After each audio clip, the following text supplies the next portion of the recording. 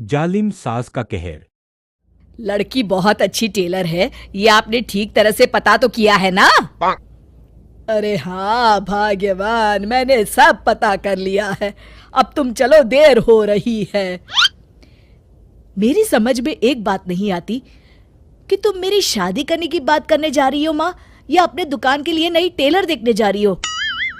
अरे चुप कर, अभी तू बच्चा है, दुनियादारी के बारे में तुझे कुछ नहीं पता। अरे तू तो एक प्राइवेट कंपनी में काम करता है, और प्राइवेट कंपनी का क्या भरोसा। लेकिन माँ, अरे तेरे पिताजी से पूछ ले, इन्होंने अपनी जिंदगी में कितनी नौकरी पकड़ी है और छोड़ी है। अरे वो तो मैं थी जो सिलाई करके घर चलाती थी। अरे बेटा, बुरा वक्त कभी फोन करके नहीं आता। टेलर बहू लाऊंगी तो मेरे साथ दुकान में सिलाई करेगी, समझा? चल अब। दोपहर होने तक तीनों लड़की वालों के घर पहुंच जाते हैं। सभी बातें और चाय पानी होने के बाद, बहन जी, आपका बेटा रोहित एक अच्छी कंपनी में काम करता है और अच्छी तनख्वाह भी है। बस हमें और कुछ नहीं चाहिए। हमें आपका बेटा बहुत पसंद है। हमें भी आपकी बेटी मीना पसंद है जी। मुझे लगता है हमें बच्चों को भी आपस में बात करने का मौका देना चाहिए। हाँ हाँ, आपने बिल्कुल सही कहा भाई साहब। जाओ बच्चों, बाहर जाके बात कर लो। अरे आप रुकिए जी। अच्छा ये बताओ बेटी, तुमने सिलाई कहाँ से सीखी है? जी, दीनानाथ इंस्टीट्यूट से। अरे बहन जी, मेरी बेटी इस मोहल्ले में सबसे अच्छी ब्लाउज सिलती है और एक से बढ़कर एक डिजाइन भी बना लेती है। अच्छा, चल बेटी, जरा तेरे हाथ की कारीगरी देख लेते हैं। अरे माँ, ये सब करने की क्या जरूरत है? अरे तू चुप कर। लोग ऐसे ही बड़ी बड़ी बातें करते हैं कि हमारी लड़की को तो सब आता है, बाद में असलियत सामने आती है। इसलिए मैं कोई गलती नहीं करना चाहती, तू चुप करके बैठ। मीना शांति देवी को 2-3 प्रकार की बढ़िया बढ़िया डिजाइनदार ब्लाउज बनाकर दिखाती है। ये देखिए, ये है प्रिंसेस कट। अरे वाह बेटी, मान गए तुझे। तू तो मुझसे भी अच्छा ब्लाउज सिल लेती है। चलिए बहन जी, हमें तो आपकी बेटी पसंद है। अब इसी बात पर मुंह मीठा कराइए। जी बिल्कुल। इस तरह रोहित और मीना की शादी हो जाती है।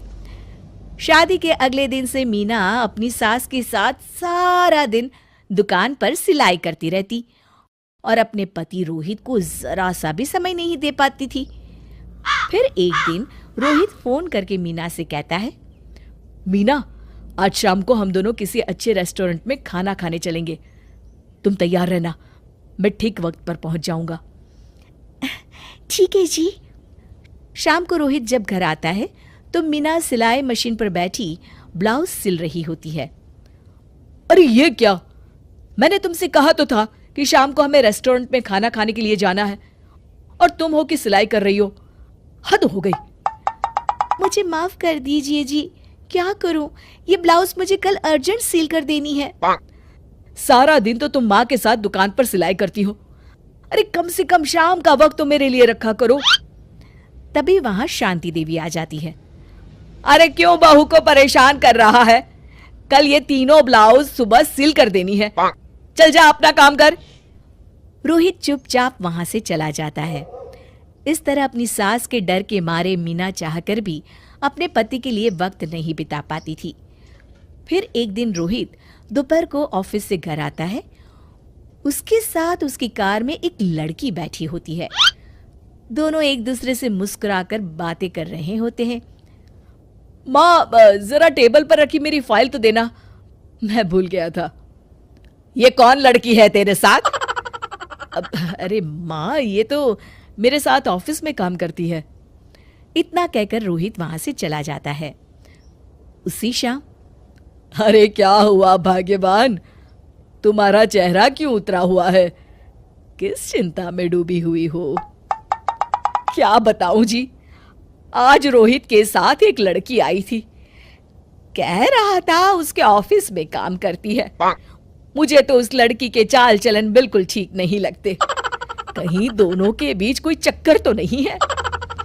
अब अगर चक्कर हुआ भी तो इसमें बुराई क्या है? अरे बड़े अजीब आदमी हो आप, कैसी बातें कर रहे हो? तो और क्या कहूं, तुम घर में बहू के बजाय एक काम करने वाली लड़की लेकर आई हो जो सारा दिन तुम्हारे साथ तुम्हारी दुकान पर काम कर सके।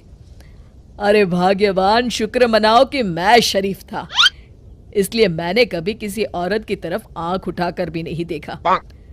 पर अब हर कोई तो मेरे जैसा नहीं हो सकता ना। इतना कहकर गिरधारी वहां से चले जाते हैं। शांति देवी समझ जाती है कि गिरधारी क्या कहना चाहते हैं।